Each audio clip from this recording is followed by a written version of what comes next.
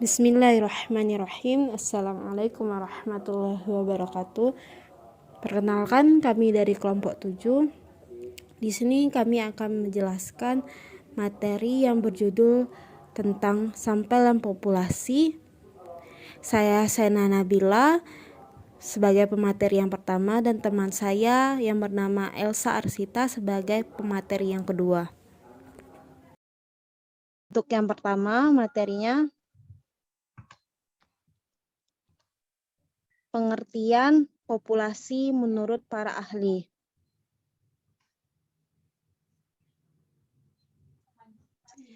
Menurut Jarwanto, populasi adalah jumlah keseluruhan dari satuan-satuan atau individu-individu yang karakteristiknya hendak diteliti, dan satuan-satuan tersebut dinamakan unit analisis dan dapat berupa orang-orang, institusi-institusi, benda-benda.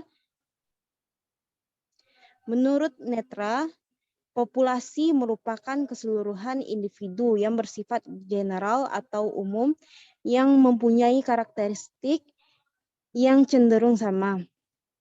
Sedangkan menurut Hadari Nawawi, populasi merupakan keseluruhan objek penelitian terdiri atas manusia, hewan, benda-benda, tumbuh, peristiwa, gejala, ataupun nilai tes sebagai sumber data yang mempunyai karakteristik tertentu dalam suatu penelitian yang dilakukan. Selanjutnya yaitu pengertian sampel menurut para ahli. Yang pertama, menurut Jarwanto, sampel merupakan sebagian dari populasi yang karakteristiknya hendak diteliti. Menurut Sugiono, sampel adalah suatu bagian dari keseluruhan karakteristik yang dimiliki oleh sebuah populasi. Dan yang ketiga, menurut Rikunto, sampel adalah sebagian atau sebagai wakil populasi yang akan diteliti. Nah, jika penelitian yang dilakukan sebagian dari populasi, maka bisa dikatakan bahwa penelitian tersebut adalah penelitian sampel.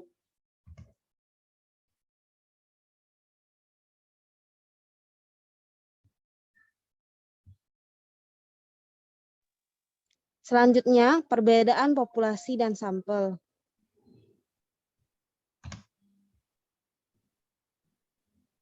Populasi merupakan bagian besar dari sampel atau merupakan keseluruhan dari subjek penelitian. Sedangkan sampel merupakan bagian kecil dari populasi itu sendiri yang diambil sebagai objek dalam sebuah pengamatan atau penelitian karena dianggap mampu mewakili populasi. Selanjutnya yaitu seperti apa sih kriteria sampel? Kriteria sampel itu ada dua. Yang pertama, kriteria inklusi merupakan karakteristik umum subjek penelitian dari suatu populasi target yang terjangkau yang akan diteliti. Yang kedua yaitu kriteria eksklusi adalah menghilangkan atau mengeluarkan subjek yang memenuhi kriteria inklusi dari penelitian karena sebab-sebab tertentu. Pertimbangan dalam menentukan kriteria eksklusi yaitu subjek membatalkan kesediaannya untuk menjadi responden penelitian dan subjek berhalangan hadir atau tidak di tempat ketika pengumpulan data dilakukan.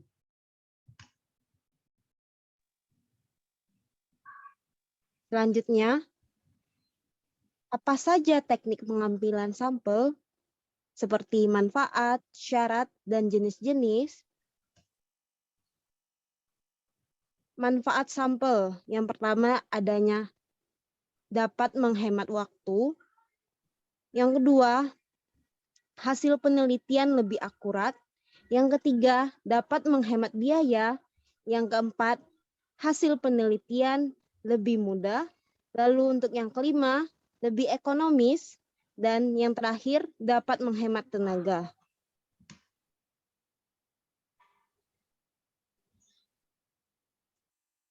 Syarat-syarat sampel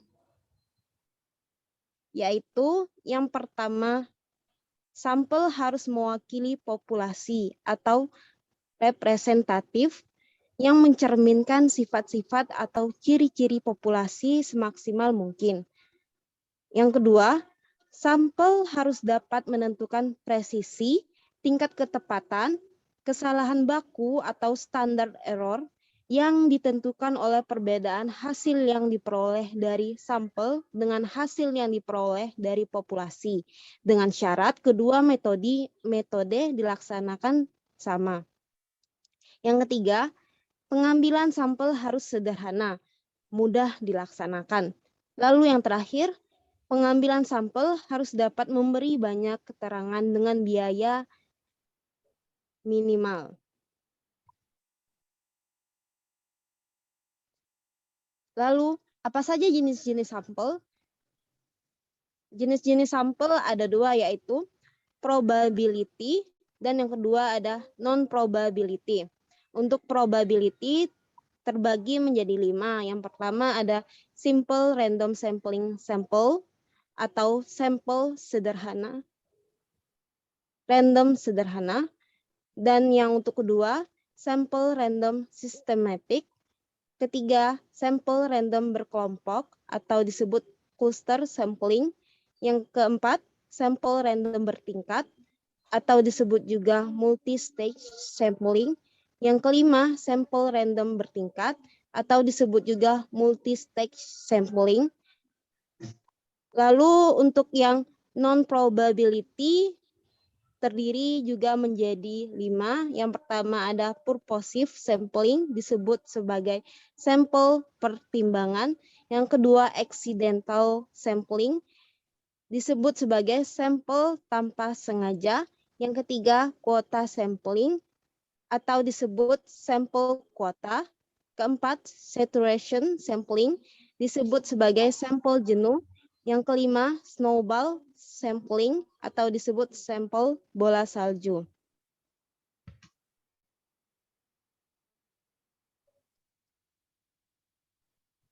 Beberapa rumus untuk menentukan jumlah sampel antara lain. Yang pertama adanya rumus Slopin. N sama dengan N dibagi N dikali E pangkat 2 ditambah 1.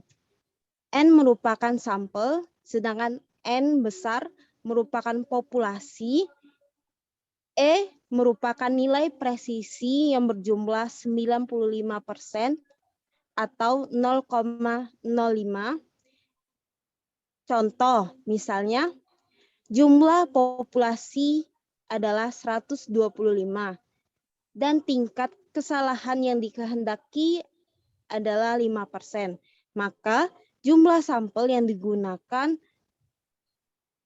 adalah N sama dengan 125 dibagi 125 dikali 0,05 pangkat 2 ditambah 1 sama dengan 95,23. Maka dibulatkan menjadi 95. Maka jumlah sampel di sini berjumlah 95.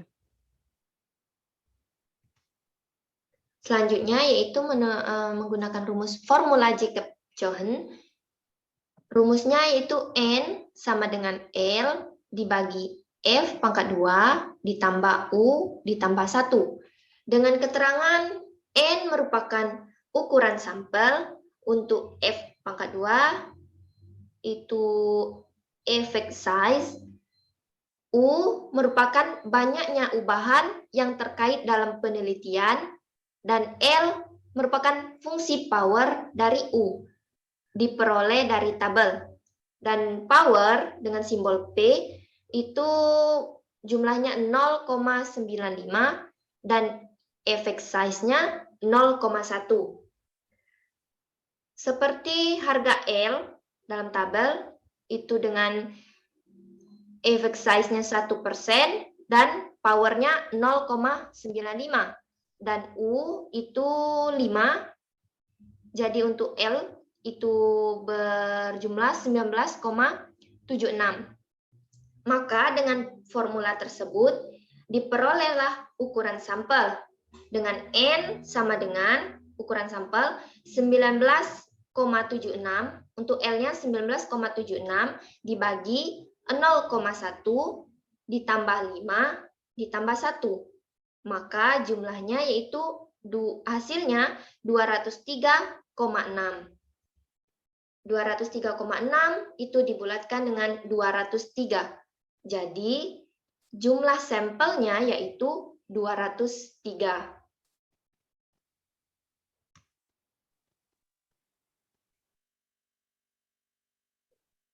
Contoh skripsi yang kami ambil disusun oleh Adi Kristianto, Universitas Negeri Yogyakarta.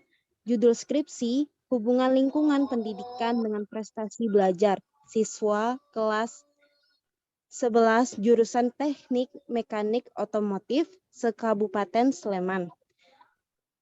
Untuk contoh populasinya, siswa kelas 11 SMK se-Kabupaten Sleman tahun pelajaran 2011 sampai 2012 berjumlah 671 siswa. Untuk contoh sampelnya, 30% dari populasi. Jenis sampel proportionate random sampling. Alasannya, untuk mendapatkan sampel data dari siswa yang diteliti dan untuk mendapatkan hasil yang pasti dari keseluruhan siswa yang diteliti dan lebih akurat. Baiklah, hanya itu yang dapat kami sampaikan dan kami jelaskan tentang sampel dan populasi. Kurang dan lebih kami mohon maaf. Kami tutup. Wassalamualaikum warahmatullahi wabarakatuh.